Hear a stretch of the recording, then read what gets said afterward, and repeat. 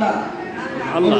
আল্লাহ মালিককে আল্লাহ। আল্লাহর মালিককে আল্লাহ। আল্লাহ। পৃথিবীতে সবকিছু হইছে উসিলা, আল্লাহ উসিলা ছাড়া হলো কারণ এজন্য বলা হয় আল্লাহ লাগে ইল্লাহ লাগে, আল্লাহ লাগে ইল্লাহ লাগে।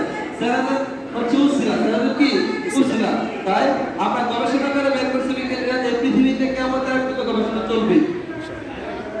বিজ্ঞান হচ্ছে কোরআন থেকেই বিজ্ঞান।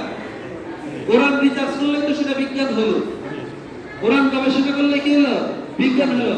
এই পৃথিবীতে কিয়ামতের আগ পর্যন্ত যত কিছু আবিষ্কার হলো যা আসবে সব কোরআনে আছে, সব কোরআনে আছে। তাহলে আপনি যদি কোন সৃষ্টিতে কথা বিশ্বাস করেন তাহলে আপনি কোরআনে বিশ্বাস করলেন। আলহামদুলিল্লাহ। ঠিক আছে? জি। ঠিক আছে? তাই বিশ্বাস করতে হবে। এজন্য বলা হয় বিশ্বাসে মিলায় বস্তু তর্কে বহুদূর, বিশ্বাসে মিলায় বস্তু তর্কে বহুদূর। বিশ্বাস করলে দরিয়া পার, বিশ্বাস করলে দরিয়া পার। আর বিশ্বাসের সাথে আল্লাহ আছে, অবিশ্বাসের সাথে শয়তান। এজন্য কাজী নজরুল বলে গিয়েছিল, শয়তান তারা শেষ করিয়াছে, বিশ্বাস নিয়েছে কেড়ে, মৃত্যুর উৎকৃষ্ট আবর্জনা তারা এই দুনিয়াতে।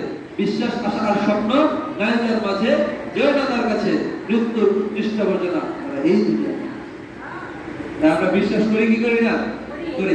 বিশ্বাস আসে জানা থেকে, বিলিভ কাম ফ্রম নলেজ।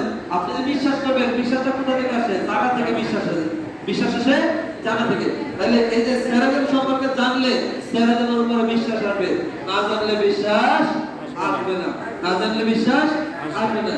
তাই সেরাজের সম্পর্কে জানতে হলে কোনো বিজ্ঞাপন আছে? বিজ্ঞাপন আছে? বিলবোর্ড আছে? সাইনবোর্ড আছে? মাইকিং আছে? কোনো কিছুই নাই। সেরাজের সম্পর্কে জানতে হলে সেরাজের সেন্টারে এসে এখানে বসে আলোচনা শোনার মাধ্যমে আপনি সেরাজের সম্পর্কে জানবেন, বেডে গিয়ে সেবা নেওয়ার মাধ্যমে সেরাজের সম্পর্কে জানবেন, তারপর আপনার বিশ্বাস তৈরি হবে। কারণ এখন বললেন কেন বিলবোর্ড নাই, কেন বিজ্ঞাপন নাই, কেন সাইনবোর্ড নাই, কেন মাইকিং নেই? কারণ বিজ্ঞাপন করতে টাকা লাগে, টাকাই তো হয় না? যেমন ঐশ্বরিয়া রায় 2000 সালের দিকে প্রথম লাক্স সাবানের অ্যাডভার্টাইজ করে লাক্সের সোয়া স্টার হয়ে যায়। বিজ্ঞাপন দেখছিলেন থেকে, দেখছেন না বিজ্ঞাপন? অ্যাডভার্টাইজ দেখছেন না টেলিভিশনে? ওই ইন্ডিয়ার নায়িকা ঐশ্বরিয়া হ্যাঁ কইছে লাক্সের সোয়া আমি স্টার হয়ে যাই, দেখেন নাই? টাকা দিতে দেখছেন তো নাকি? তাহলে ঐশ্বরিয়া যে লাক্সের সোয়া স্টার হয়ে যায়, তাহলে এই কথাটুকু বলতে কয় সেকেন্ড লাগছে? যে লাক্সের সোয়া আমি স্টার হয়ে যায়, কয় সেকেন্ড লাগছে? 10 সেকেন্ড। এই 10 সেকেন্ডের কথা কল লাগা মানে প্রত্যেকটা সাবান আপনি কিনছেন 20 টাকা দেয়া, ঐশ্বরিয়া রায় নিছে 7 টাকা করে।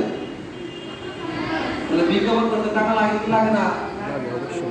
সাবান বানাইতে খরচ হয়েছে 50 পয়সা, প্যাকেট বানাইতে খরচ হয়েছে 2 টাকা।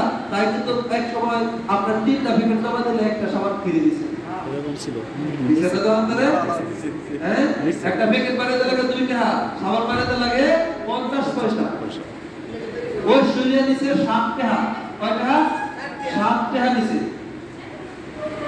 তাহলে সেরাজু যদি বিজ্ঞাপন মানে তো অমিতাভ বচ্চনকে দিয়া, শাহরুখ খানকে দিয়া, ব্রুসলিকে দিয়া, হ্যাঁ মেসিকে দিয়া, রোনালদোকে দিয়া, যে রোনালদো ফুটবলের একটা শট মারতে গিয়া ফ্লাইং কিক দিতে গিয়া উল্টে মেরে তোমার বিষয় গেছে গা, ওই হাজারতে আস্তে আস্তে স্টেজে করে নিছে নিয়ে, এরপরে সেরাজু মাস্টার বৃষ্টি হয়েছে, মাস্টার বৃষ্টিতে উইডে এবং ফুটবলের লাগতে বের করে দিয়ে দিছে।